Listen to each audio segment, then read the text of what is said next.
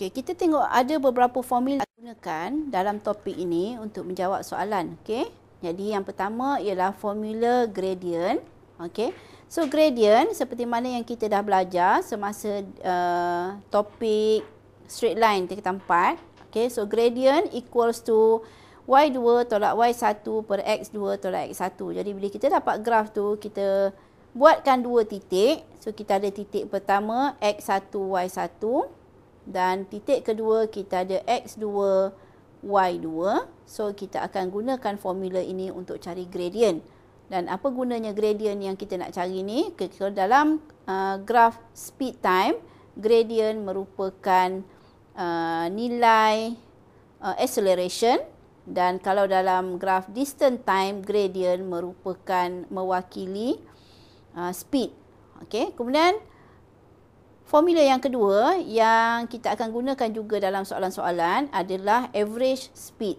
Okay, average speed sama dengan total distance travel bahagi dengan total time taken.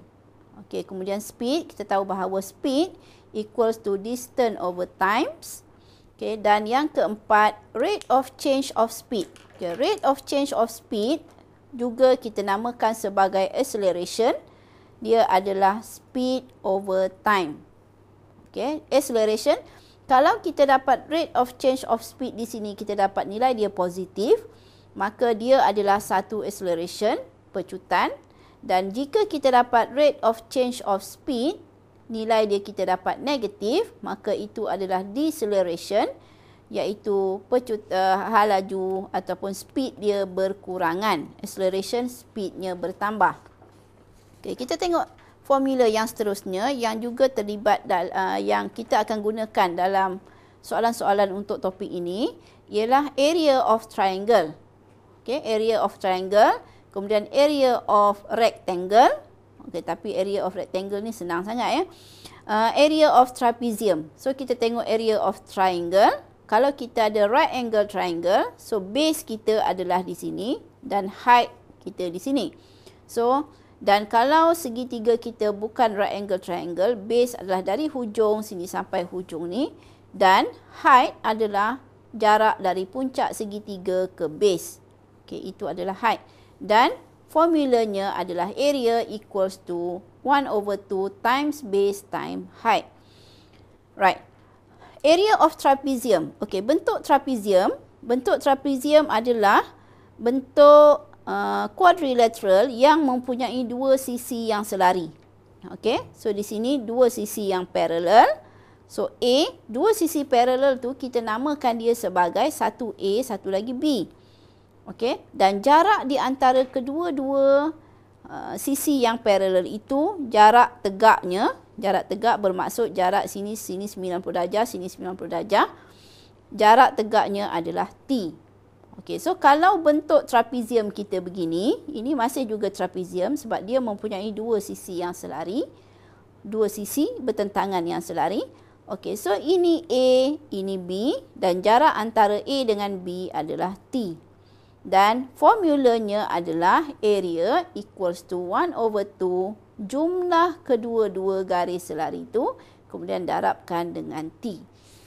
Okey, sekarang kita cuba tengok soalan ini.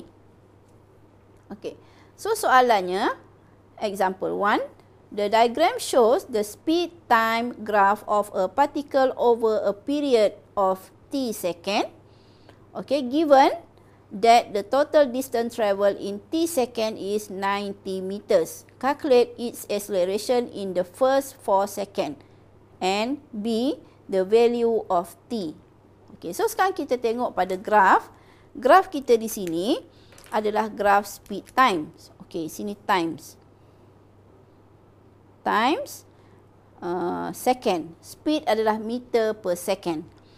Okey, sekarang kita nak cari acceleration in the first 4 second. First 4 second bermaksud kita nak cari acceleration dari saat kosong hingga saat ke-4. Kalau kita lihat saat kosong hingga saat ke-4, graf kita adalah di sini. Okey, so graf kita di sini. Kita nak cari acceleration daripada graf speed time, maka kita cari gradient. Okey, untuk dapatkan gradient seperti mana tadi kita nak gunakan y2 tolak y1. Jadi kita perlu ada dua titik. Okey, titik yang pertama di sini ialah 4, 14. Dan titik yang kedua di sini ialah 0, 10. 0, 10. Okey. So kita nak dapatkan acceleration. So soalan A, acceleration, okey, equals to gradient dia y2 tolak y1, 14 tolak 10 over 4 tolak 0. So kita dapat 4/4. So kita dapat sama dengan 1. Okay, so what is the unit of acceleration? Kita tengok.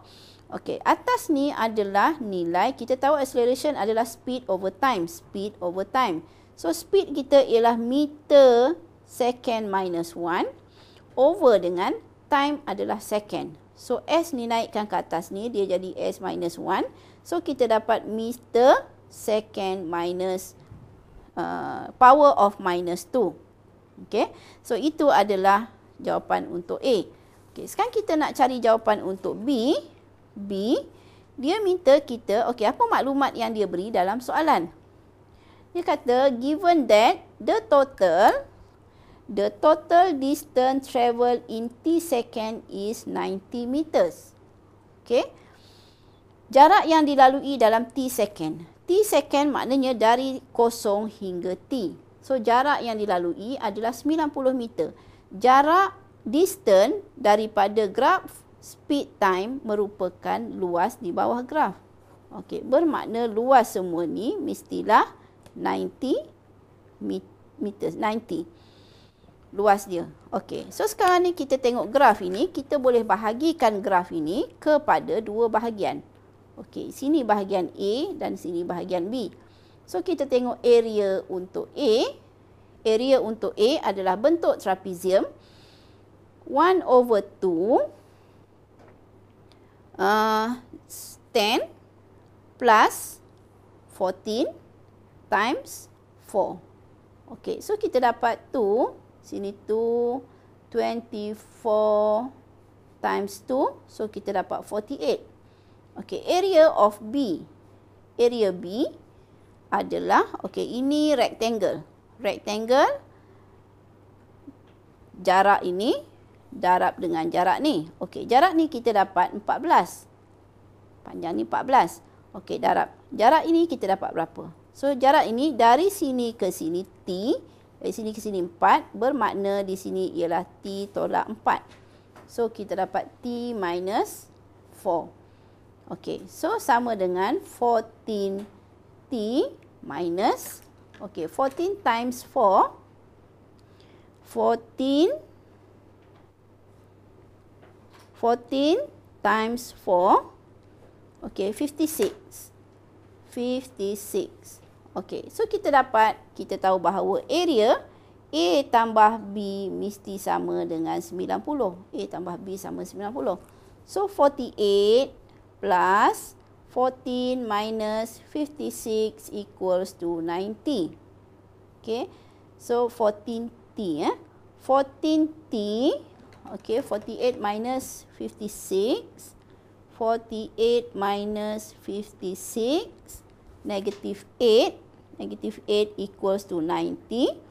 So, 14T equals to 98. T equals to 98 divided by 98 divided by 14. Okey, 7. So, kita dapat nilai T dia sama dengan 7. Okey. So, untuk contoh yang berikutnya, kita akan bincangkan selepas ini.